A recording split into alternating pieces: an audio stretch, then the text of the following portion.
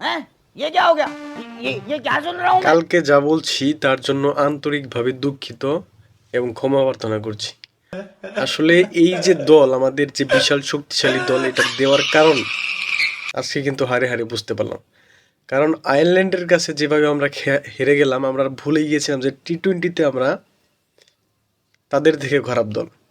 এটা তারা কিন্তু আজকে বুঝিয়ে দিল এবং এইখানে শক্তিশালী দল দেওয়ার কারণে এবং নতুন প্লেয়ার খেলাইলো না, এর জন্য যে কথাগুলো বলছিলাম সেটার জন্য আসলে দুঃখিত। কারণ যেভাবে তারা আমাদের ধুলাই করে দিল, এবং হৃদয়কে অনেক ধন্যবাদ তাকে, সে মোটামুটি আমাদের মান সম্মানটা বাঁচিয়ে দিয়েছে। যদি সে ওই ইনিংসটা না খেলতে পারতো তাহলে আমাদের রান 100 পারও হতো না।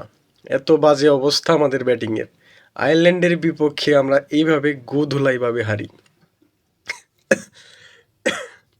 কিচ্ছু হওয়ার নাই, বাংলাদেশ ক্রিকেটের আর কিচ্ছু হওয়ার নাই। লিটন দাস এর আগের মানে প্রেসে ব্রিফিংয়ে যেভাবে কথা বলেছেন এবং তিনি যে কথাগুলো বলেছেন যে তার সাথে এবং সিলেক্টর সাথে কতটা দূরত্ব, আমরা সেটা কিন্তু বুঝতে পারছি। এবং বাংলাদেশের ক্রিকেটের ভবিষ্যৎ কিন্তু সেখান থেকে বোঝা যাচ্ছে। এবং আয়ারল্যান্ড আজকে আসলে পেরেকটাও মেরে দিল।